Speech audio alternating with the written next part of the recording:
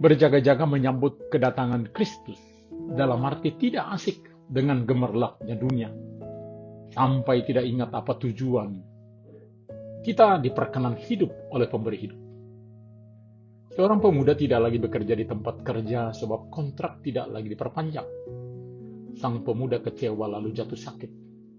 Ketika dia konsultasi dengan psikiater, dokter mengingatkannya bahwa peluang kerja ada di mana-mana, bukan hanya di satu tempat. Lalu dia boleh tenang dan melanjutkan membuat lamaran di tempat lain. Orang Kristen yang senantiasa diminta berjaga-jaga dalam menyambut kedatangan Kristus yang kedua kali, pasti akan berdampak dalam karakter hidupnya, yakni mempunyai kesabaran tingkat tinggi. Penantian yang pasti memampukannya kreatif melakukan berbagai hal yang positif di dalam kehidupannya. Melakukan berbagai hal yang dikehendaki Tuhan, langkah demi langkah, sehingga semakin serupa dengan Kristus. Selamat hari Minggu Advent pertama gerejawi Bapak Ibu anak-anak kami yang dikasihi Tuhan Yesus Kristus. Mari tetap hidup di dalam kehendak Tuhan. Immanuel, kita berdoa. Damai sejahtera Allah yang melampaui segala akal akan memelihara hati dan pikiranmu dalam Kristus Yesus. Amin. Firman Tuhan di hari Minggu ini tertulis dalam Markus 13 ayat 24 sampai 37. Tetapi pada masa itu sesudah siksaan itu, matahari akan menjadi gelap dan bulan tidak bercahaya. Dan bintang-bintang akan berjatuhan dari langit dan kuasa-kuasa langit akan goncang. Pada waktu itu orang akan melihat Anak Manusia datang dalam awan-awan dengan segala kekuasaan dan kemuliaannya. Dan pada waktu itu pun ia akan menyuruh keluar malaikat-malaikatnya dan akan mengumpulkan orang-orang pilihannya dari tempat penjuru bumi, dari keempat penjuru bumi, dari ujung bumi sampai ke ujung langit. Tariklah pelajaran dari perumpamaan tentang pohon ara.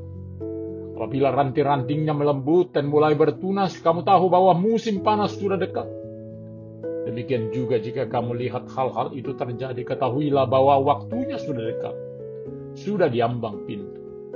Aku berkata kepadamu, sesungguhnya angkatan ini tidak akan berlalu sebelum semuanya itu terjadi. Langit dan bumi akan berlalu, tetapi perkataanku tidak akan berlalu.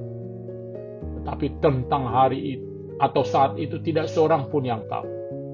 Malaikat-malaikat di surga tidak, dan anak pun tidak, hanya Bapa saja. Nasihat, supaya berjaga-jaga. Hati-hatilah dan berjaga-jagalah. Sebab kamu tidak tahu bila mana waktunya tiba. Dan halnya sama seperti seorang yang bepergian yang meninggalkan rumahnya dan menyerahkan tanggung jawab kepada hamba-hambanya, masing-masing dengan tugasnya, dan memerintahkan penunggu pintu supaya berjaga-jaga. Karena itu berjaga-jagalah, sebab kamu tidak tahu bila mana tuan rumah itu pulang, menjelang malam, atau tengah malam, atau larut malam, atau pagi-pagi buta, supaya kalau ia tiba datang dengan jangan kamu didapatinya sedang tidur. Bila mana kita menantikan kedatangan Kristus yang kedua kali, lalu dia hadir, tentunya kita akan bersuka cita sebab ada bersama dia masuk ke dalam kehidupan yang kekal. Tentunya di dalam penantian itu, maka kita akan selalu bersuka cita bekerja dalam kehendak. Firman Tuhan saat ini memberitahukan apa yang terjadi di masa depan. Matahari akan menjadi gelap dan bulan tidak bercahaya. Bintang-bintang akan berjatuhan dan kuasa-kuasa langit akan goncang. Kalau ini terjadi, sepertinya kita tidak berdaya, hanya berserah kepada Yang Maha Kuasa. Ternyata keadaan itu tidaklah menakutkan bagi orang percaya. Itu adalah tanda kedatangan Kristus dengan segala kekuasaan dan kemuliaannya. Terang kemuliaannya melampaui sinar matahari dan bulan. Lalu malaikat disuruh mengumpulkan orang-orang pilihannya ke empat penjuru dunia, dari ujung bumi dan ujung langit. Hal inilah yang membahagiakan orang-orang percaya. Keberadaannya tidak menghalangi Tuhan mendapatkannya. Darat, laut, udara, angkasa raya, Tempat manusia pernah hidup atau mati boleh dicapai oleh para malaikat untuk mengumpulkan pilihan. Tuhan mengharapkan kita boleh memahami apa yang telah diungkapkan. Sebagaimana kita mengerti bila pohon-pohon ara melembut dan mulai bertunas, itu pertanda bahwa musim panas sudah dekat. Pengalaman itu juga boleh kita pakai untuk mengerti bila tanda-tanda kedatangan Kristus sudah dekat atau sudah diambang pintu. Tuhan Yesus mengatakan, sesungguhnya angkatan ini tidak akan berlalu sebelum semuanya itu terjadi. Angkatan yang dimaksud adalah angkatan masa depan, ketika tanda-tanda yang di atas sudah mereka alami. Jadi bukan saat firman ini diungkapkan. Namun angkatan yang dimaksud adalah generasi yang mengalami tanda tersebut. Untuk itu setiap generasi ke generasi sangat tepat mempersiapkan diri akan kedatangannya. Terutama bila di angkatan tersebut tanda itu terjadi. Hal yang memberi kita semangat di dalam penantian dikatakan bahwa langit dan bumi akan berlalu. Tetapi perkataan Tuhan tidak akan berlalu. Begitulah firman-Nya yang berkuasa. Sehingga kita boleh bahagia saat mendengar serta melakukan firman-Nya. Lalu yang sering menjadi pertanyaan orang beriman dari masa ke masa. Bila mana tentang hari atau saat itu terjadi? Ternyata tidak seorang pun yang tahu. Malaikat-malaikat di sorga tidak. Dan anak pun tidak. Hanya Bapa saja. Maka tugas kita adalah meyakini apa yang difirmankannya. Tentunya dengan selalu siap siaga. Baiklah kita senantiasa berhati-hati dan berjaga-jaga sebab kita tidak tahu bila mana waktunya tiba. Jangan sampai kita memilih dan berjalan di jalan yang lebar, api namun jiwa mati.